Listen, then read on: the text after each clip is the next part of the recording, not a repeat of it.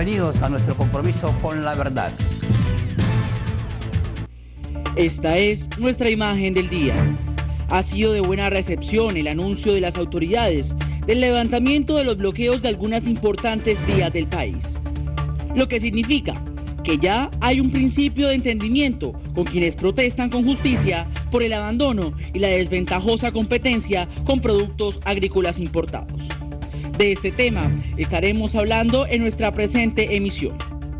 Muy buenas noches, estas son las noticias de las 6:30 por aquí por Telecaribe. Las noticias de la región, Colombia y el mundo están aquí y ahora. Bienvenidos a nuestro compromiso con la verdad. Y recuerden que también estamos en la web www.lasnoticias6-medio30 de telecaribe.com. En Facebook estamos como Las Noticias 630. Y en Twitter como @lasnoticias630. Aquí están nuestros titulares del día de hoy.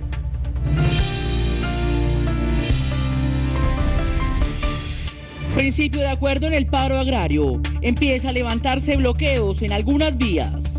Coca cítrica. Incautada 1,5 toneladas de cocaína en Cartagena. Parecía un cargamento de limones.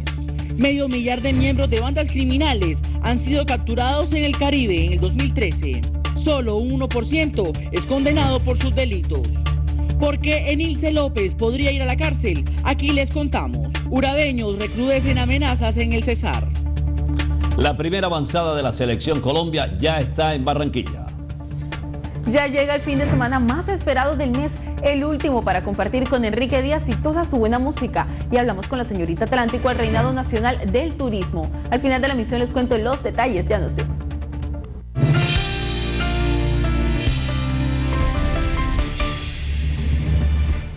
Muchísima atención, tras 4 días de conversaciones, campesinos decidieron permitir el paso vehicular en las vías bloqueadas. Aquí está el informe.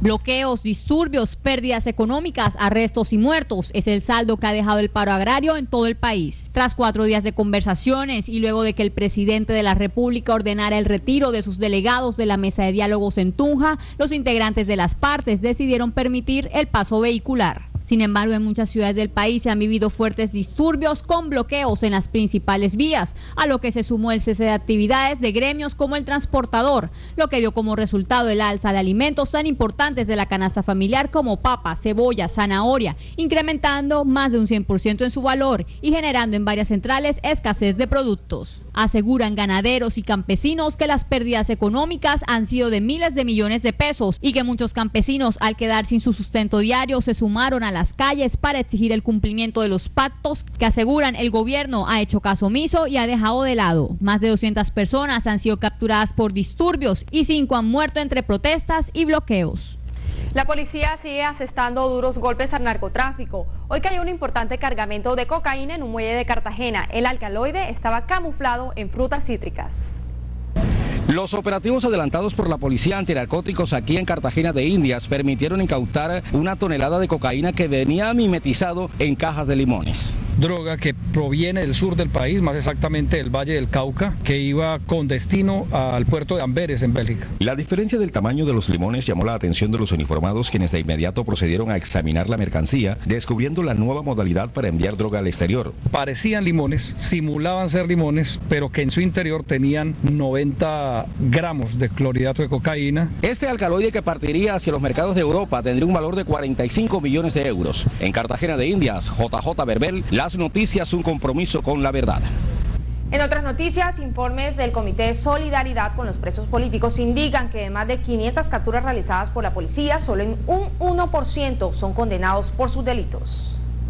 La lucha de las autoridades de policía por combatir a las bandas criminales ha dejado como resultado 573 miembros de esas organizaciones capturados en el último semestre en la región Caribe. De acuerdo al informe revelado por la Regional 8 de la Policía, los departamentos donde mayor número de delincuentes se han capturado son Cesar con 122, San Andrés con 87, Cartagena con 85, Sucre con 77 y Atlántico con 68, en su mayoría integrantes de las bandas criminales de los Rastrojos y los Urabeños. Pero si bien las autoridades están haciendo la tarea, el problema está en el aparato judicial, Del 100% de las capturas, solo el 70% es judicializado y por lo menos un 10% recibe medida intramural y un 1% son condenados. Así lo expresaron miembros del Comité de Solidaridad con los Presos Políticos. Lo peor aún es que lleguen a jueces de conocimiento, los jueces de garantía, y tampoco puedan admitir los riesgos de estas bandas criminales o de estas personas que se encuentran en el momento de la captura. Para este gremio, lo más grave del asunto es que está confirmado en los informes de inteligencia de la policía que estos delincuentes siguen delinquiendo aún desde el interior de los centros carcelarios. Ellos siguen manteniendo su poderío y siguen manteniendo su zona de consolidación también a través de los establecimientos carcelarios, a través de llamadas extorsivas. Jason Barandica en las noticias. Operativos de inteligencia de la Policía Metropolitana ubicaron y dieron captura a alias El Tigre, presunto asesino de un policía y de herir a otros patrulleros en una acción registrada en el mes de junio en el sector del Yucal. La Policía Metropolitana de Santa Marta capturó alias El Tigre, sujeto que participó en el asesinato de un policía y heridas a otro patrullero en el mes de junio cuando se perpetraba un ataque con granada a una residencia. El operativo se cumplió en el barrio 11 de noviembre por el reporte de la presencia del sujeto por parte de la comunidad. Logró proferir una orden de captura que fue materializada el día de ayer, más exactamente en el 11 de noviembre, donde este sujeto, de acuerdo a una información por parte de la comunidad, lo capturamos y está sometido a la justicia. Con esta captura se encuentran en poder de la justicia los 4 integrantes de los surabeños que perpetraron este atentado a la policía. Los 5 que participaron están totalmente sometidos en un lapso de 2 meses. En Santa Marta, Junior Beltrán Rodríguez, un compromiso con la verdad. Y muy atentos a esta información, en las últimas horas de este viernes fue capturado un hombre de 30 años de edad que tenía en su poder un fusil AK-47, al parecer perteneciente a la banda delincuencial conocida como Los Costeños, dedicada a la extorsión. Los hechos se presentaron en un inmueble ubicado en el barrio La Central del municipio de Soledad, donde el personal especializado del Gaula de la Policía Nacional, en coordinación con la Fiscalía General de la Nación, realizó acciones de allanamiento y registro, encontrando así en el interior de la casa el fusil que fue incautado. Más noticias: nuevos panfletos amenazantes contra concejales y miembros del sector público aparecieron en Valledupar, al parecer originados por la banda criminal Los Urabeños. En la capital del Cesar regresan las amenazas de los grupos armados al margen de la ley. Hoy, en diferentes sitios de Valledupar está circulando un panfleto donde los urabeños señalan como objetivos militares a varias personas, entre las que se encuentran concejales, dirigentes políticos y el director ejecutivo de la Cámara de Comercio de esta capital, quien responsabilizó a la administración municipal de ser el responsable de este nuevo hecho, ya que él y otras personas en estos momentos se encuentran en la oposición a la gestión del alcalde Freddy Socarrás. El contenido del pasquín que está circulando obedece a la lucha que hemos iniciado en contra de la privatización de Endupar. En Valledupar, un compromiso con la verdad. Para las noticias les informó Ramón Meneses. En una reunión entre el gobernador del Cesar y la ministra de Justicia, llegaron a acuerdos para la publicación, o más bien la reubicación de la cárcel de Valledupar, que afecta a la comunidad. Ante el alto hacinamiento y problemas con los internos y vecinos de los barrios donde se encuentra la cárcel judicial de Valledupar, el gobernador del Cesar, Luis Alberto Monsalvo, se reunió con la ministra de Justicia, Ruth Estela Correa, a quien le solicitó la reubicación del centro carcelario a un sitio donde no ponga en riesgo a los habitantes de esta ciudad. Hemos acordado que el departamento va a aportar los predios para que después de eso hagamos una permuta. El ministerio nos dé a nosotros el predio del barrio Dangón, donde está la cárcel judicial hoy día, construyamos allí un parque y mudemos de una vez por todas la cárcel judicial. Por su parte, la ministra Correa aseguró que ya existe un compromiso con el gobierno del Cesar para garantía de que vamos a cumplir nuestra palabra y que efectivamente así se hará tan pronto esté el lote adquirido por la gobernación. Sencillamente vamos a permutar ese lote por aquel. Para las noticias les informó Ramón Meneses. Y abogados penalistas analizaron la decisión de la Corte de enviar a la cárcel a la empresaria del Chance, Nilce López. Expertos juristas analizaron la decisión de la Corte Suprema en el caso de la polémica empresaria del Chance, Nilce López, luego de conocerse el dictamen de medicina legal que determinó que no sufre ninguna grave enfermedad y debe empezar a pagar los 37 años bajo medida de aseguramiento intramural. Los especialistas explicaron en qué casos puede perderse el beneficio de casa por cárcel. O sea, ha quedado desvirtuada la enfermedad grave de peligro inminente de muerte y en consecuencia se le revoca el beneficio. Esa orden es inapelable. Esa orden ya lo único que necesita ahora es que se decida por el INPEC en qué centro carcelario debe cumplir lo ordenado por el tribunal, que es un juez colegiado, que está integrado por varios magistrados. De tal manera que son decisiones garantistas que obedecen a toda una discusión colectiva donde se tienen en cuenta las probanzas que existen, las pericias médico-científicas.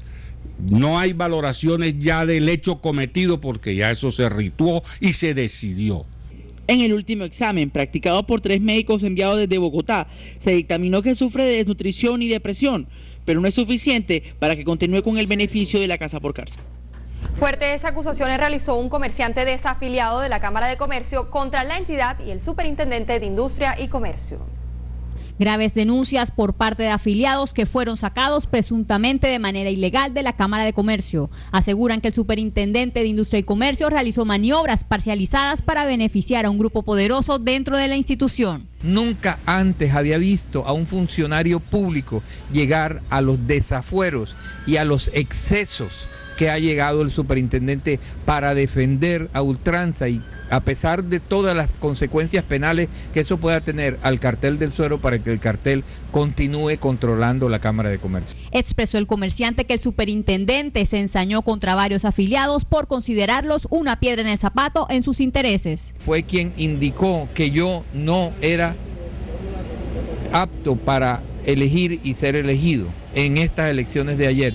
Ante esta situación se suma, según Manuel María, la presunta estafa de la Cámara de Comercio con los desafiliados. Ellos recibieron la plata y después no nos dieron lo que nos habían ofrecido. Eso se llama estafa en el Código Penal colombiano. O sea que la gente que controla la Cámara de Comercio en este momento se ha metido a delincuente. Tatiana Martínez Olivo, Las Noticias, un compromiso con la verdad. 6:42, un gigantesco cargamento de madera de Comisión Córdoba, la CBS, cuyas directivas revelaron el grave daño ecológico que la tala indiscriminada y el comercio ilegal causan en los recursos naturales del departamento. En estos vehículos de carga pesada iba el gigantesco cargamento que según las autoridades proviene del Parque Natural Nudo de Paramillo. Para recuperar lo que existía hace 50 años atrás se hace necesario sembrar 100.000 hectáreas de bosque. Y 100.000 hectáreas de bosque a precio de hoy, palabras más, palabras menos, estarían costando unos 600.000 millones de pesos. Por la magnitud del cargamento decomisado, expertos ambientales revelaron que el daño ecológico es desproporcionado. Hemos perdido casi en el departamento del 60% de nuestra cobertura vegetal, todos nuestros bosques naturales, que son el soporte de nuestra estructura ecológica.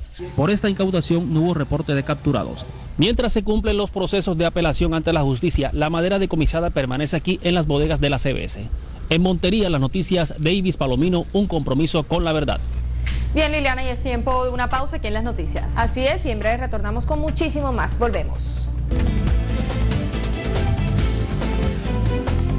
La información desde Riohacha con Junior Reales. En Santa Marta, Junior. En Cincelejo, Jorge Romero Montiel. Desde Valledupar informa para Las Noticias. En Montería. Desde Magangué. Desde el municipio de San Juan de JJ Verbel, Las Noticias. Somos una región comprometida con la verdad.